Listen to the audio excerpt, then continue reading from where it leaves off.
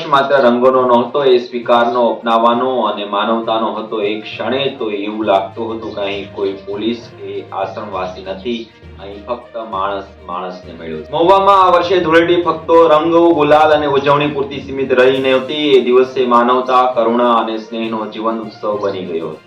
Popatbhai charitable trust સંચાલિત social media આશ્રમના આંગણે એ દિવસે જે દ્રશ્યો સર્જાયા તે દરેકની આંખો ભીની કરી જાય એવા હતા. પોતાના પરિવારથી વિખૂટા પડેલા, માનસિક રીતે વિકલાંગ પ્રભુજીઓ માટે આ ધૂળેટી એક યાદગાર પળ બની ગઈ હતી. ભાવનગર આઈજીપી શ્રી ગૌતમ પરમાર સાહેબ અને ભાવનગર જિલ્લાના પોલીસ અધિક્ષક શ્રી નિતેશ પાંડે સાહેબના માર્ગદર્શન હેઠળ જિલ્લામાં સોશિયલ પોલીસિંગ અને કોમ્યુનિટી પોલીસિંગને મજબૂત બનાવવાના પ્રયાસો ચાલી રહ્યા છે. એ જ અભિયાન ભાગરૂપે મહુવા ડિવિઝન, મહુવા ટાઉન અને મહુવા ગ્રામ્ય પોલીસ દ્વારા અનોખું આયોજન કરવામાં આવ્યું. મહુવા વિભાગના અધિકારીઓની રાહબરી હેઠળ પોલીસ કર્મીઓએ ફરજની સીમા પાર કરીને લાગણીઓને ડોરે સમાજ સાથે જોડવાનું સુંદર કામ કર્યું છે.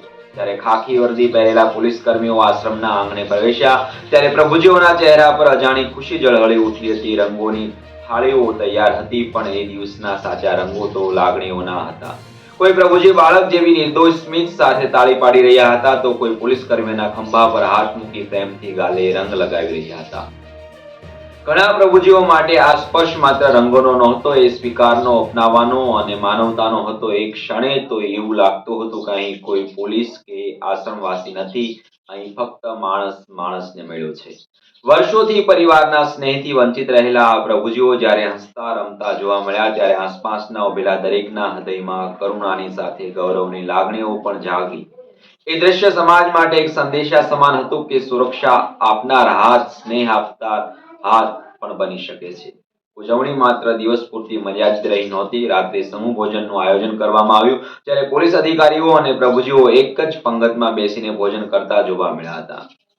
ત્યારે કોઈ હોતો નહોતો, કોઈ ભેદભાવ નહોતો, ફક્ત સમાનતાનો અને માનવતાનો ઉત્સવ હતો. ભોજન દરમિયાન હાસ્યના, ઠહાકા અને આનંદના અવાજોથી આશ્રમ ગુંજી ઉઠ્યો હતો. સમગ્ર કાર્યક્રમ માત્ર તહેવારની ઉજવણી નહોતો, એ સમાજને જોડવાનો એક પુલ હતો. સોશિયલ પોલીસિંગ સાચી વ્યાખ્યા એ દિવસે જીવંત બની ગઈ. એક ધૂળેટી આવી પણ જે ચહેરા પર નહીં પરંતુ આત્મા પર રંગ ચડાવી ગઈ. જે દિવસે પ્રભુજીઓ માટે સ્નેહની, સ્વીકારનો અને યાદગારનો ખુશીનો દિવસ બની રહ્યો. ખરેખર એ ધૂળેટી મહુવાના ઇતિહાસમાં માનવતાના રંગોથી લખાયેલું આ સુંદર પાનું બની ગઈ હતી. નમસ્કાર. આવી સ્ટોરી સાંભળવા માટે અમારી ચેનલને લાઈક કરો, શેર કરો અને સબસ્ક્રાઇબ કરો. આભાર.